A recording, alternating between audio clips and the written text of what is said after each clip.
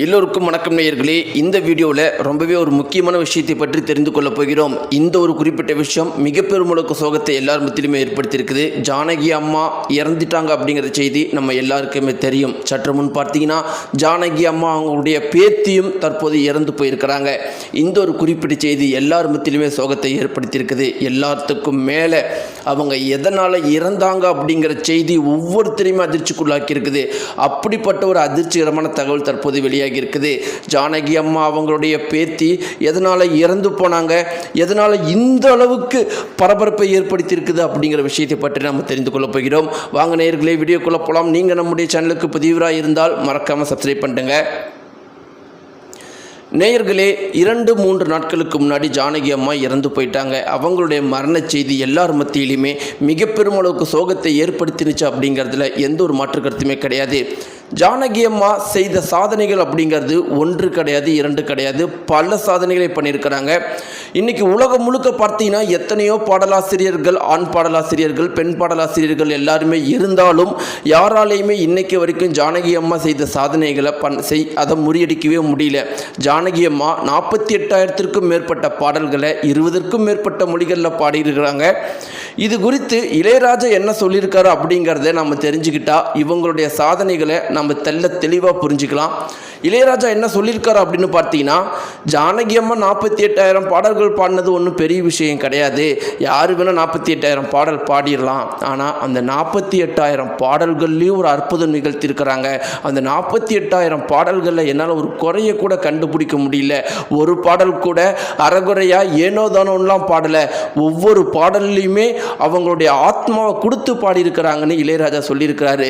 இதில் இருந்தே புரிஞ்சுக்கலாம் நம்முடைய ஜானகி அம்மா தன்னுடைய தொழிலுக்கும் தன்னுடைய பாட்டு கலைக்கும் எந்த அளவுக்கு முக்கியத்துவம் கொடுத்திருக்கிறாங்க. இதனால தான் இவங்க 50 வருட காலம் ஒட்டுமொத்த இந்திய சினிமா துறையவே ஆட்டுவிச்சாங்க அப்படிங்கிறதுல எந்த ஒரு மாற்று கருத்துமே கிடையாது. இப்படி இருக்கிறப்ப என்ன ரொம்பவே முக்கியமான விஷயம்னா, அவங்க எப்படி இறந்து போனாங்க அப்படிங்கிறது ரொம்பவே முக்கியமான விஷயம். எப்படி இறந்து போனாங்க அப்படின்னு பார்த்தீங்கன்னா, ஜானகி அம்மா இறந்தது நம்ம எல்லாருக்குமே பொறுத்த வரைக்கும் ஒரு 3-4 நாட்களுக்கு முன்னாடி இறந்து போனாங்க அப்படிங்கிறது நம்மளை பொறுத்த வரைக்கும் விஷயம். ஆனால் உறவினர்கள் சொல்கிறது அப்படி கிடையாது. உறவினர்கள் சொல்கிறது என்னென்னா, எங்களை பொறுத்த வரைக்கும் ஜானகி அம்மா 6 மாத காலத்திற்கு முன்னாடியே இறந்து போயிட்டாங்க.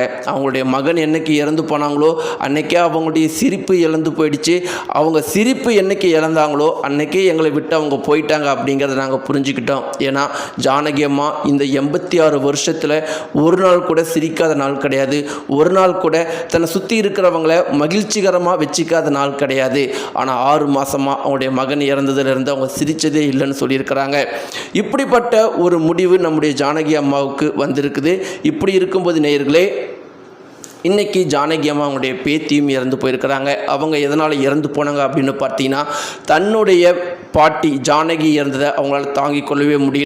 ஜானகி அம்மாவை பார்த்துட்டு வர வெளிநபர்கள் எல்லாருமே சொல்கிறது எங்களுக்கு அவ்வளோ சந்தோஷமாக இருந்துச்சு அப்படிங்கிற ஒரே விஷயத்தை தான் திரும்ப சொல்லுவாங்க. அப்போ ஜானகி அம்மா கூடையே வளர்ந்த அவங்களுடைய பேத்திக்கு ஜானகி அம்மாவுடைய இறப்பு எந்த அளவுக்கு சோகத்தை கொடுத்துருக்கும் அப்படிங்கிறத தெரிஞ்சுக்கோங்க. அவங்களால அந்த சோகத்தை தாங்கிக் கொள்ளவே முடியலையா. ஜானகி அம்மா இறந்ததில் இருந்து சாப்பிடாமல் தண்ணி குடிக்காமல் அழுதுகிட்டே இருந்திருக்கிறாங்களா. அவங்க சொன்ன ஒரே ஒரு பதில், என்னால் சாப்பிட முடியல. ஜானகி அம்மா இல்லாத உலகத்தில், என்னுடைய பாட்டி இல்லாத இந்த உலகத்தில் எனக்கு வாழ்கிறதுக்கே பிடிக்கலனே சொல்லிட்டு இருப்பாங்களாம். இன்றைக்கி அவங்க இறந்து போயிட்டாங்களாம். உடல்நிலை ரொம்பவே மோசமாகி மனவேதனை உச்சக்கட்டத்தை தொட்டு அவங்க இறந்துருக்கிறாங்க. இந்த குறிப்பிட்ட செய்தி தற்போது வெளியாகி மிக பெருமளவுக்கு பரபரப்பை ஏற்படுத்தியிருக்குது. நேயர்களே, இந்த ஒரு தகவலை பற்றி நீங்கள் என்ன நினைக்கிறீங்க? உங்களுடைய கருத்துக்களை கமெண்ட் பாக்ஸில் மறக்காமல் தெரிவிங்க. நன்றி.